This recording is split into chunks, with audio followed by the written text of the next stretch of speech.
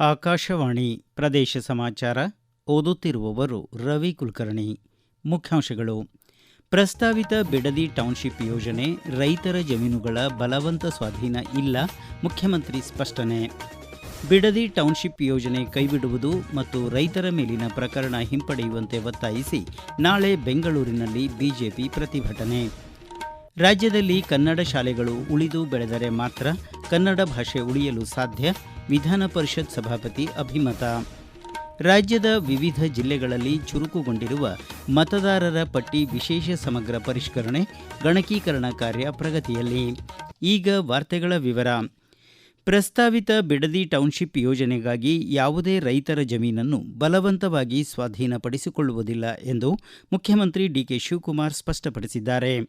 ವಿಧಾನಸೌಧದ ಸಮ್ಮೇಳನ ಸಭಾಂಗಣದಲ್ಲಿ ಪತ್ರಿಕಾಗೋಷ್ಠಿಯಲ್ಲಿ ಮಾತನಾಡಿದ ಅವರು, ಯಾರಿಗೆ ಭೂಮಿ ನೀಡಲು ಇಷ್ಟವಿಲ್ಲವೋ ಅವರು ಕೃಷಿ ಮಾಡಿಕೊಂಡಿರಬಹುದು, ಯಾರು ಸ್ವಇಚ್ಛೆಯಿಂದ ಭೂಮಿ ನೀಡಲು ಸಿದ್ಧರಿದ್ದಾರೋ ಅವರು ಸರ್ಕಾರಕ್ಕೆ ಒಪ್ಪಿಸಿ ಪರಿಹಾರ ಪಡೆದುಕೊಳ್ಳಬಹುದು ಎಂದರು. ಯೋಜನೆಯ ಅನುಷ್ಠಾನದ ಕುರಿತು ಪರಿಶೀಲಿಸಲು ಮತ್ತು ರೈತರ ಅಭಿಪ್ರಾಯ ಹಾಗೂ ಆತಂಕಗಳನ್ನು ಆಲಿಸಲು ಸಮಿತಿಯೊಂದನ್ನು ರಚಿಸಲಾಗುವುದು. ಸಮಿತಿಯ ವರದಿ ಬಂದ ನಂತರ ಮುಂದಿನ ನಿರ್ಧಾರವನ್ನು ಸಂಪುಟ ಸಭೆಯ ಮುಂದೆ ಮಂಡಿಸಲಾಗುವುದು ಎಂದು ಮುಖ್ಯಮಂತ್ರಿ ಹೇಳಿದರು. ಬಿಡದಿ ಟೌನ್ಶಿಪ್ ಯೋಜನೆ ಕೈಬಿಡಬೇಕು ಹಾಗೂ ಪ್ರತಿಭಟನಾ ರೈತರ ಮೇಲೆ ದಾಖಲಿಸಿರುವ ಪ್ರಕರಣ ಹಿಂಪಡೆಯಬೇಕು ಎಂದು ಒತ್ತಾಯಿಸಿ ಇದೇ 17ರಂದು ಅಂದರೆ ನಾಳೆ ಬೆಂಗಳೂರಿನ ಫ್ರೀಡಂ ಪಾರ್ಕ್ನಲ್ಲಿ ಶಾಸಕರು, ಸಂಸದರು ಧರಣಿ ಸತ್ಯಾಗ್ರಹ ನಡೆಸಲಿದ್ದಾರೆ ಎಂದು ರಾಜ್ಯ ಬಿಜೆಪಿ ಅಧ್ಯಕ್ಷ ಬಿವೈ ವಿಜೇಂದ್ರ ತಿಳಿಸಿದ್ದಾರೆ. ಬಳ್ಳಾರಿಯಲ್ಲಿ ಸುದ್ದಿಗೋಷ್ಠಿಯಲ್ಲಿ ಮಾತನಾಡಿದ ಅವರು, ರಾಜ್ಯದಲ್ಲಿ 70% ಮಳೆ ಕೊರತೆಯಾಗಿದ್ದು ಬರಗಾಲ ಸ್ಥಿತಿ ತಲೆದೋರಿದೆ. ಸಂಕಷ್ಟಕ್ಕೆ ಒಳಗಾಗಿರುವ ರೈತರಿಗೆ ಪ್ರತಿ ಎಕರೆಗೆ 50,000 ರೂಪಾಯಿ ಪರಿಹಾರ ನೀಡುವಂತೆ ಸರ್ಕಾರವನ್ನು ಒತ್ತಾಯಿಸಿದರು. ಬರಗಾಲ ಅಧ್ಯಯನಕ್ಕೆ ತಂಡ ಕಳಿಸಿ ಎಂದು ಕೇಂದ್ರ ಸರ್ಕಾರಕ್ಕೆ ಪತ್ರ ಬರೆದು ಸುಮ್ಮನಾದರೆ ಸಾಲದು, ಬರ ಪರಿಹಾರಕ್ಕೆ ರಾಜ್ಯ ಸರ್ಕಾರ ಏನು ಕ್ರಮ ಕೈಗೊಂಡಿದೆ ಎನ್ನುವುದನ್ನು ರಾಜ್ಯದ ಜನತೆಗೆ ತಿಳಿಸಬೇಕು ಎಂದು ಮುಖ್ಯಮಂತ್ರಿ ಅವರನ್ನು ಬಿವೈ ವಿಜೇಂದ್ರ ಆಗ್ರಹಿಸಿದರು. ರಾಜ್ಯದಲ್ಲಿ ಮಳೆ ಕೊರತೆಯಿಂದಾಗಿ ಉದ್ಭವಿಸಬಹುದಾದ ಬರ ಪರಿಸ್ಥಿತಿ ನಿರ್ವಹಣೆಗೆ ಪರಿಹಾರ ನೀಡುವುದು ಸೇರಿದಂತೆ ಹಲವು ವಿಷಯಗಳ ಬಗ್ಗೆ ಚರ್ಚೆ ನಡೆಸಲು ಮುಖ್ಯಮಂತ್ರಿ ಡಿಕೆ ಶಿವಕುಮಾರ್ ನಿನ್ನೆ ನವದೆಹಲಿಗೆ ತೆರಳಿದ್ದಾರೆ. ಕೇಂದ್ರ ಸಚಿವರನ್ನು ಭೇಟಿ ಮಾಡಲಿರುವ ಮುಖ್ಯಮಂತ್ರಿ ಅವರು ವಿವಿಧ ವಿಷಯಗಳ ಕುರಿತು ಚರ್ಚೆ ನಡೆಸಲಿದ್ದಾರೆ ಎಂದು ಮುಖ್ಯಮಂತ್ರಿ ಅವರ ವಿಶೇಷ ಕರ್ತವ್ಯ ಅಧಿಕಾರಿ ಹಾಗೂ ಪದನಿಮಿತ್ತ ಸರ್ಕಾರದ ಜಂಟಿ ಕಾರ್ಯದರ್ಶಿ ಬಿಎಸ್ ಶ್ರೀಧರ್ ಪ್ರಕಟಣೆಯಲ್ಲಿ ತಿಳಿಸಿದ್ದಾರೆ. ಇದೇ ಸಂದರ್ಭದಲ್ಲಿ ಸಂಪುಟ ವಿಸ್ತರಣೆ ಕುರಿತಂತೆ ಮುಖ್ಯಮಂತ್ರಿ ಪಕ್ಷದ ವರಿಷ್ಠರೊಂದಿಗೆ ಚರ್ಚಿಸುವ ಸಾಧ್ಯತೆಯೂ ಇದೆ. ಪರಿಶಿಷ್ಟ ಜಾತಿ ವಿಶೇಷ ಘಟಕ ಯೋಜನೆಯಡಿ ರಾಜ್ಯದ ಪರಿಶಿಷ್ಟ ಜಾತಿಯ ಸೈಕಲ್ ಕ್ರೀಡಾಪಟುಗಳನ್ನು ಪ್ರೋತ್ಸಾಹಿಸುವ ಉದ್ದೇಶದಿಂದ ಅಂತಾರಾಷ್ಟ್ರೀಯ ಗುಣಮಟ್ಟದ ಸ್ಪರ್ಧಾತ್ಮಕ ಸೈಕಲ್ಗಳನ್ನು ಹಾಗೂ ಸೈಕಲ್ ಬಿಡಿಭಾಗಗಳನ್ನು ಸರ್ಕಾರದಿಂದ ಉಚಿತವಾಗಿ ವಿತರಿಸಲಾಗುತ್ತಿದೆ ಎಂದು ಉಪಮುಖ್ಯಮಂತ್ರಿ ಡಾಕ್ಟರ್ ಜಿ. ಪರಮೇಶ್ವರ್ ಹೇಳಿದ್ದಾರೆ.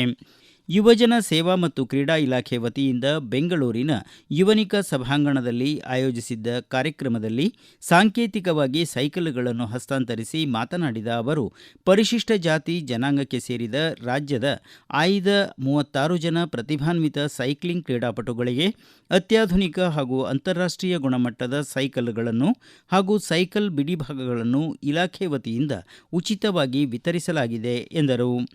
ರಾಜ್ಯದ ಕ್ರೀಡಾಪಟುಗಳನ್ನು ಅಂತಾರಾಷ್ಟ್ರೀಯ ಮಟ್ಟಕ್ಕೆ ಸಜ್ಜುಗೊಳಿಸುವ ನಿಟ್ಟಿನಲ್ಲಿ ಕ್ರೀಡಾ ಮತ್ತು ಯುವ ಸಬಲೀಕರಣ ಇಲಾಖೆ ಮಹತ್ವದ ಹೆಜ್ಜೆ ಇಟ್ಟಿದ್ದು, ಒಲಿಂಪಿಕ್ಸ್, ಏಷ್ಯನ್ ಗೇಮ್ಸ್ ಹಾಗೂ ಕಾಮನ್ವೆಲ್ತ್ನಂತಹ ಜಾಗತಿಕ ಕ್ರೀಡಾಕೂಟಗಳಲ್ಲಿ ಭಾರತವನ್ನು ಪ್ರತಿನಿಧಿಸುವ ಗುರಿ ಹೊಂದಿರುವ ಕ್ರೀಡಾಪಟುಗಳಿಗೆ ಉತ್ತೇಜನ ನೀಡಲು ಈ ಸೌಲಭ್ಯ ಕಲ್ಪಿಸಲಾಗಿದೆ ಎಂದು ಸಚಿವರು ಹೇಳಿದರು.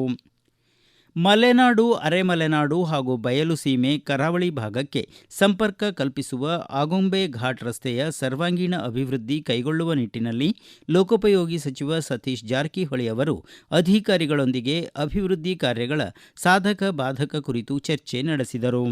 ಮಲೆನಾಡು, ಅರೆಮಲೆನಾಡು ಹಾಗೂ ಬಯಲುಸೀಮೆ ಕರಾವಳಿ ಭಾಗಕ್ಕೆ ಅತಿ ಸಮೀಪದ ಸಂಪರ್ಕ ಕಲ್ಪಿಸುವ ಆಗುಂಬೆ ಘಾಟ್ನಲ್ಲಿ ಹೆಚ್ಚು ಲಘು ವಾಹನಗಳು, ಮಿನಿ ಬಸ್ಸುಗಳು ಸಂಚರಿಸುತ್ತವೆ. ಘಟ್ಟದ ಹೆಚ್ಚು ಜನರು ಇದೇ ಮಾರ್ಗವಾಗಿ ಸಂಚರಿಸುತ್ತಾರೆ. ಈ ಘಾಟ್ ರಸ್ತೆಯ ಕೆಲವೊಂದು ಸ್ಥಳಗಳಲ್ಲಿ ಅಗಲೀಕರಣ, ರಕ್ಷಣಾ ಗೋಡೆಗಳ ನಿರ್ಮಾಣ ಸೇರಿದಂತೆ ಮತ್ತಿತರ ರಸ್ತೆ ಕಾಮಗಾರಿಗಳನ್ನು ಕೈಗೊಳ್ಳಲು ಪರಿಶೀಲನೆ ನಡೆಸಿ ಕೈಗೊಳ್ಳಬೇಕಾಗಿರುವ ಕಾಮಗಾರಿಗಳ ಬಗ್ಗೆ ಅಧಿಕಾರಿಗಳಿಂದ ಸಚಿವರು ಮಾಹಿತಿ ಪಡೆದರು.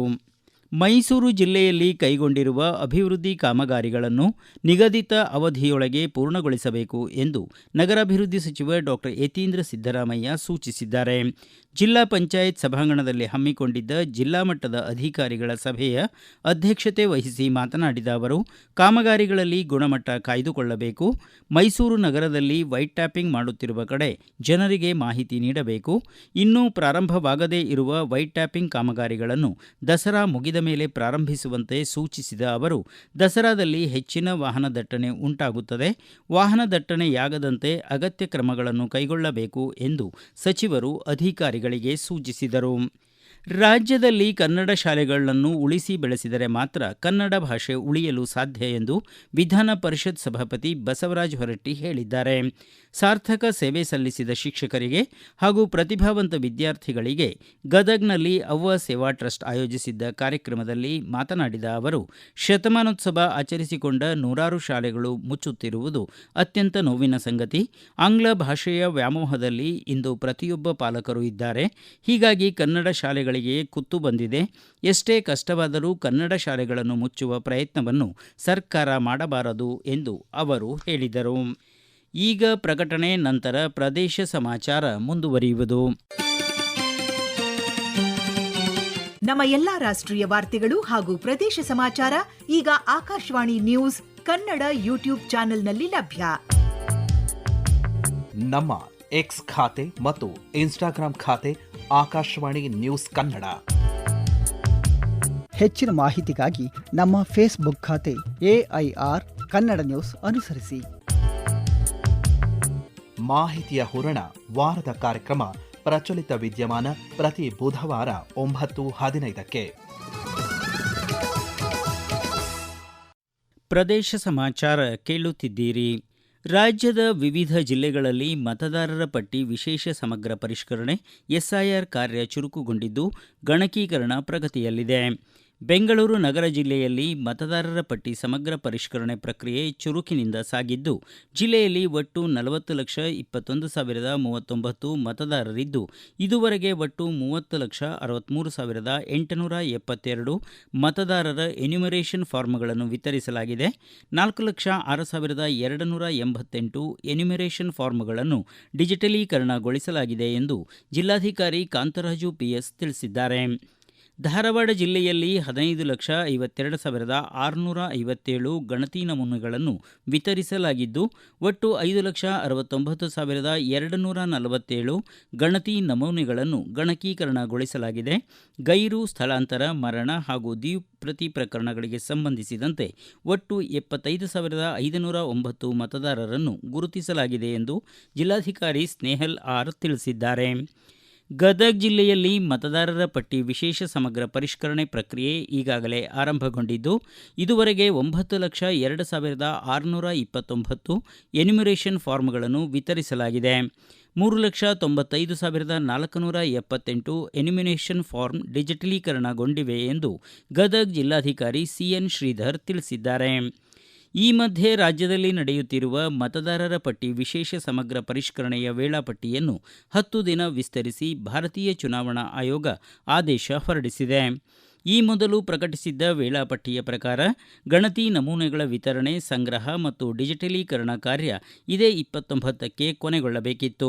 ಈಗ ವೇಳಾಪಟ್ಟಿಯನ್ನು ಆಗಸ್ಟ್ 8ರವರೆಗೆ ವಿಸ್ತರಿಸಲಾಗಿದ್ದು, ಅಕ್ಟೋಬರ್ 7ಕ್ಕೆ ಪ್ರಕಟವಾಗಬೇಕಿದ್ದ ಅಂತಿಮ ಮತದಾರರ ಪಟ್ಟಿ ಅಕ್ಟೋಬರ್ 19ಕ್ಕೆ ಪ್ರಕಟವಾಗಲಿದೆ. ಇಂದು ವಿಶ್ವ ಹಾವು ದಿನ. ವಿಶ್ವದಾದ್ಯಂತ ಜುಲೈ 16ರಂದು ವಿಶ್ವ ಹಾವುಗಳ ದಿನವನ್ನಾಗಿ ಆಚರಿಸಲಾಗುತ್ತದೆ. ಹಲವು ವಿಧಾಯಕ ಕಾರ್ಯಕ್ರಮಗಳು ಮತ್ತು ಆಚರಣೆಯ ಮೂಲಕ 3,500ಕ್ಕೂ ಹೆಚ್ಚು ಜಾತಿಯ ಹಾವುಗಳ ಸೌಂದರ್ಯ, ವೈವಿಧ್ಯತೆ ಮತ್ತು ಪರಿಸರದಲ್ಲಿ ಅವುಗಳ ಪ್ರಾಮುಖ್ಯತೆಯ ಬಗ್ಗೆ ಜಾಗೃತಿ ಮೂಡಿಸುವ ಉದ್ದೇಶ ಹೊಂದಲಾಗಿದೆ. ಕೊನೆಯಲ್ಲಿ ಮತ್ತೊಮ್ಮೆ ಮುಖ್ಯಾಂಶಗಳು. ಪ್ರಸ್ತಾವಿತ ಬಿಡದಿ ಟೌನ್ಶಿಪ್ ಯೋಜನೆ ರೈತರ ಜಮೀನುಗಳ ಬಲವಂತ ಸ್ವಾಧೀನ ಇಲ್ಲ, ಮುಖ್ಯಮಂತ್ರಿ ಸ್ಪಷ್ಟನೆ.